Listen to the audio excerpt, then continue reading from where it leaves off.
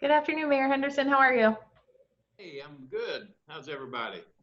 Doing well. Thank you for taking the time to speak with us today. Yeah, I've been looking forward to it. Thank you. So I know you probably see a lot of familiar faces. So we are the Southwest Florida Alliance of Chambers. As you know, we've been working together since about 2018. My name is Tiffany Esposito. I'm the CEO of the Bonita Springs Area Chamber of Commerce. We are recording this interview and we will be posting them on our websites and our social media for our community and for our members to just try to educate everyone on our candidates. So before we get started, we'll go around and have everybody introduce yourself. So Colleen, if you want to kick us off. Can you control the volume, or it just needs to be punched up a little bit? I don't know that I can. If I can, I don't know how. I'll speak louder. How about that? That sounds great, and I assume everybody can hear me okay. Yes. So hi, Randy. Thanks for being here today. I'm with the Greater Fort Myers Chamber of Commerce. Hey, Colleen. And Chris, Jenna, and Donna? Hey, Chris. Hi, Mayor. I'm here representing the Chamber of Southwest Florida. Great to see you. Thank you. Hi, I'm Jenna Bazzacco Forster. I'm the Director of Government Relations down at the Chamber. Thank you, Donna. Hi, I'm Donna Germain, President and CEO of the Chamber of Commerce of Cape Coral. Thank you for being with us today. Yeah, that's Donna. Jackie was before. Yeah. That's okay. Michael and Jackie? Michael, you're on mute. I got it. I'm Michael Dalby. I'm the President and CEO of the Greater Naples Chamber of Commerce. Thank you, Michael. Good afternoon, Randy. Jackie Lezak, President of the Fort Myers Beach Chamber of Commerce. Thank you, Jay. And John Lai from the Sanibel Captiva Chamber will be joining us in just a little bit. He had a conflict that he is trying to join us in a little bit. So we'll go ahead and kick it off. If you want to go ahead and tell us about yourself.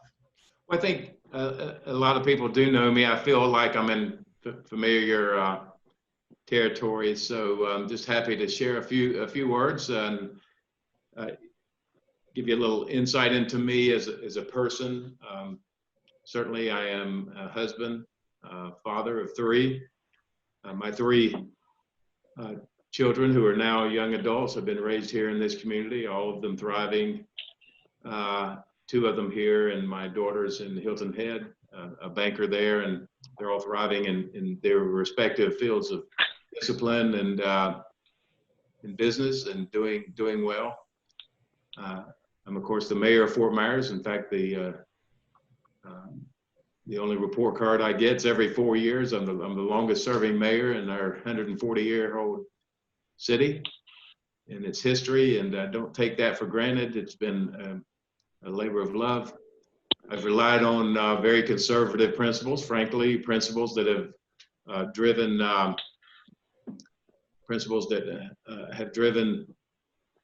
businesses that belong to chambers across not only Florida and Fort Myers and in the nation, but conservative principles that have driven small business, and I've adhered to those principles.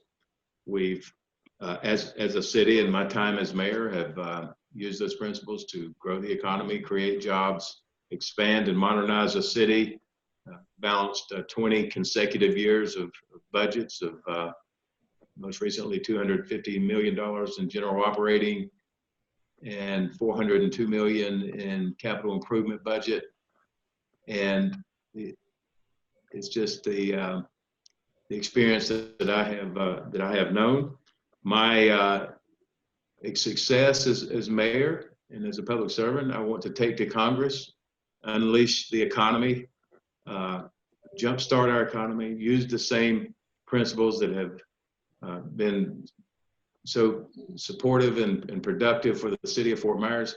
I should hasten to add that when I was elected in office 20 years ago, first on the council and later as mayor, our city was in dire straits. We were upside down financially.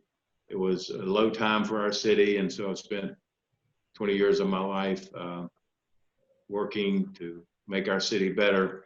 And I should hasten to add, I chartered a telecommunications company, served on its board, worked there for 15 years, sold the company. I've served on 4 bank boards in my life, my adult life. These experiences have helped serve me in my role as mayor and keeping me relevant with regard to modern day banking policy, monetary policy, so that I believe that these experiences have helped me in the city, and I think they'll serve me well in Congress. So that's a little bit of insight into me as a person, some of my background and experience. I will be glad to keep on for 5 hours until you all fall soundly asleep. Well, thank you. So what prompted you to run for the congressional seat? Well, frankly, just a lot about what I just told you. I'll talk to you about that in practical terms, and then talk to you more specifically in specific terms. But practically speaking, I'm leaving 2 years of service in the mayor's office on the table to take advantage of this opportunity, because it's not going to come up again for a long time. So it's timing, largely timing. I've got this window in my life. I either walk through that window or I shut that window for good, and I'm not likely to pursue it. And I believe that the experience that I have in my life experience in business as the mayor will serve me well in Congress. I think I have a lot to offer. And I would just hasten to add that it's my belief, and I say this in all due humility, that of all the candidates in this race, there's not a candidate as seasoned, as qualified as I am in terms of the success I've known, and especially with regard to chambers. I've spent more than 35 years of my life cultivating a chamber. I'm a charter director now. All that means is I'm old, right, Colleen? And I have served through the chairs. I've been president. I am wholly committed to chambers here in our area. I've been to just about every chamber. Michael, I'm not sure I've been to your chamber, but I would go if I'm invited. Yeah. And so my commitment to chambers is evident. And I'll share this quick story. When I came here to be a banker in the 80s, right out of college, business school, my boss sit me down and he said, "Our bank is a member of the chamber. Your assignment is to go and be the liaison to our chamber." And that launched my life into the world of chambers. And I've been there now and 40, that would be 41 years ago. So I hope that answered the question, Tiffany. That's why I want to go to Congress. I've got a lot of skill, a lot of experience that I think will help me be a positive influence in the Congress. Thank you. And you touched on this a little bit, but what makes you qualified to represent the business community? I've chartered businesses from the ground up. I've been successful. I've met many payrolls. I have had situations in the economic downturn where I had to join with 2 of my board members in a company to go to the bank and draw enough money from our personal funds to meet payroll and keep our company afloat. I know what that means. I have signed many payroll checks. I've signed many business checks. I have received a lot of checks from bosses that I've had over the years. I know business. I know the fundamentals of business. I have made, probably by now, all this means is I'm old, literally hundreds, perhaps 1 or more thousand loans in my life to big and small businesses across Florida. In my time as banker, I've served on mid-sized bank boards. I served on one bank board that was rather large. Y'all may remember NCNB. And we had a local bank here. It later became Bank of America, a bank that I grew out of and was grown to be, well, you would know it as too big to fail. And I knew all the players in that time, and then 3 other bank boards that I've served on. So I believe this, frankly, uniquely qualifies me to understand business, to go to Congress, to seek positions, for example, in banking and finance and commerce. In the Congress, where I have a lot of expertise. I can support small business. I believe, in all due humility, better, more expeditiously than anyone that's competing for this seat right now. And I'll do it for a long time. Everything I've done in my adult life has been for a long time. And I make the commitment and I stick with it until I get to the finish line. So I hope that helps. Thank you. In your opinion, what's the most pressing issue facing the Southwest Florida business community? And if elected, what will you do to address this issue? Just exactly what I've done for 20 years for the city. We will unleash this economy. I know how to do that. I know how to jumpstart the economy. I know what businesses need. I spent a large part of my time as mayor removing obstacles and business regulations that served as impediments for businesses, small and medium sized, to grow and to expand. And I know how to do that. I've done it personally. And I believe that that's what we're going to need to prepare for in Congress. Listen, I was already thinking about the $23 trillion challenge we had, which now has grown to 27, 28 trillion. Who knows where it's going to stop? The only way we're going to address that is make sure that our small businesses across Florida and America are incentivized, supported in the ways that I have spent doing as my time as mayor. I know how to do it, and that's what's got to be done. Thank you. So as you know, our economy is heavily dependent on leisure and hospitality. If elected, what would you do to encourage economic diversification in the region? Well, diversification is a critical issue. What I've done as mayor is supported the expansion of industry and sponsored policy in the city of Fort Myers that encourage business to come to our area. We play host to Chico's, which is going through its own challenges now, which diversified our economy years ago. Their corporate headquarters is here. They're rebuilding their company. They have grave challenges of their own. We've got to make sure that they stay on their feet and come back.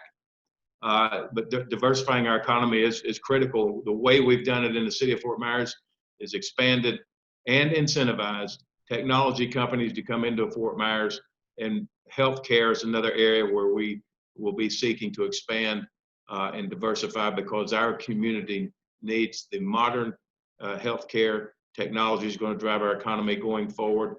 And then one final thing, I do know that we are reliant heavily on tourists, and we're going to continue to rely on that. And in Fort Myers, one of the things that I'm going to be leaving behind is we finally were able to inspire a hotel to our city. It's being built right now. It's about $100 million impact. But little did I know that it would inspire 3 other hotels that are coming out of the ground as we speak. So I would have been happy with 1. We're getting 4. And when I get to Congress, I'm going to celebrate that, to be honest with you. Thank you. So this group was formed out of the 2018 water crisis, and water quality has remained our #1 priority. So if elected, what specific projects would you advocate for to improve and protect Southwest Florida's water quality? I'm going to go through this lickety-split. I've been engaged in this for at least 12 years, front and center. I've signed water compacts with 191 cities south of I-4 in 19 counties. I have led the charge with other mayors to make sure that we bring this discussion forward with Tallahassee and in Washington. I've been engaged in this project. I know what needs to be done. I can tell you what's being done, and I'll summarize it this way. We've got the C-43 and the C-41 basins that are situated to take the pressure off the Caloosahatchee River. C-43, C-41, the Port St. Lucie to the east. We have to get to the finish line. It's billions of dollars. The total project to get to the finish line is roughly 23 or 24 billion. I'm sure that's going to grow a little bit. We are halfway through that. We have spent about half of that amount of money. I'm a general aviation pilot, and recently I was flowing at low altitude over the C-43 basin, looking at its progress. It's opened up now. We're moving forward. It's $1 billion just for that one project. We have got to get those. I refer to these loosely as infrastructure projects that we have to get finished with the help of the federal government, i.e. Randy Henderson when he's in Congress, and also the state of Florida and Tallahassee, so that we can finish these projects and forever be done with the threat that it brings to our economy the quality of life that we have. We saw the worst blue-green algae in the 41 years I have lived here in 2018. And we are taking steps. It is getting better. Mother Nature helps a lot, but we can't depend on Mother Nature. Once we get the infrastructure in, I'm here to tell you, we will take 80 to 90% of the pressure off of the Caloosahatchee and Port St. Lucie, send water south, collect it, clean it, store it. Others who have responsibility in this include the municipalities and the counties around. I can share with you that the city of Fort Myers is 47 square miles. And while I'm leaving office, my life as mayor will come to an end in November. I leave it with only 93 septic tanks left in our entire city.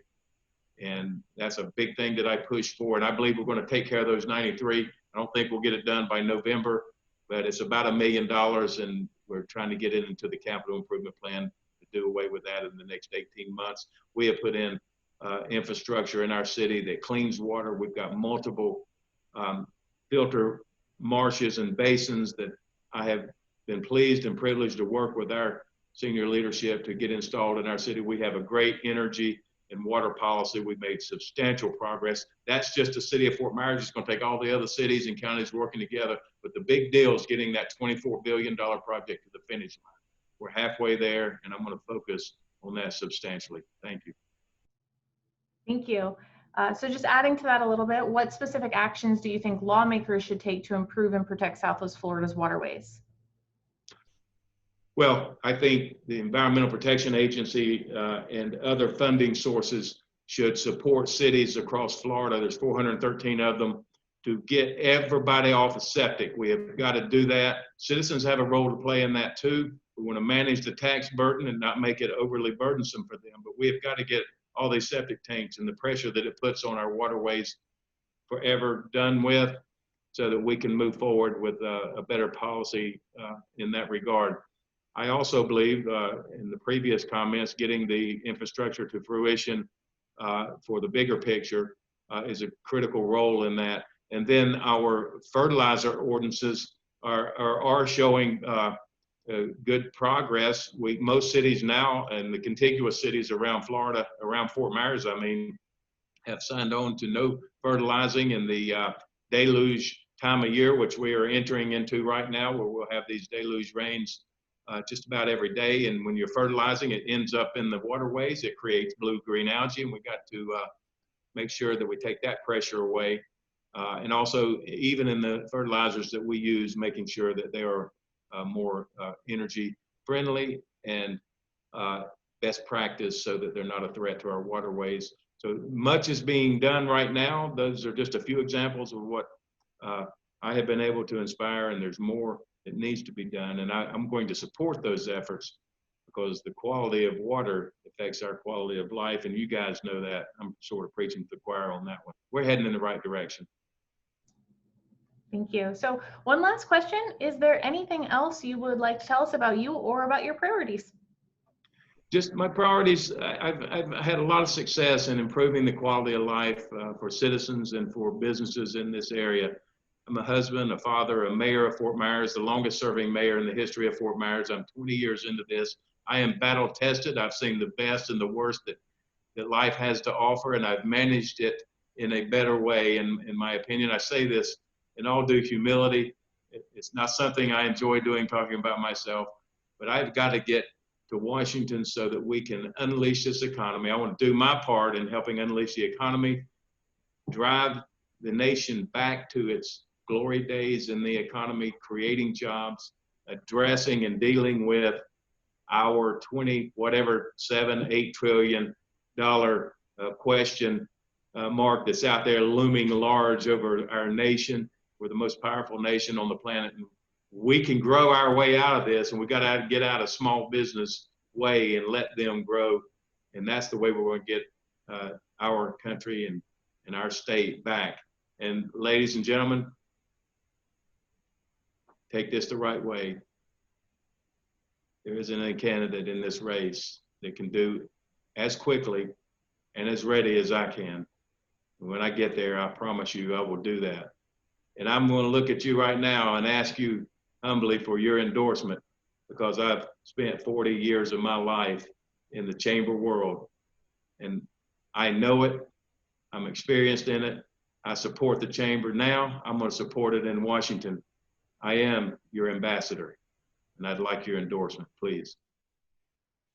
Thank you so much for taking the time to meet with us today. We appreciate it, and we wish you all the luck in the election. Thank you, everybody. Thank you, Randy.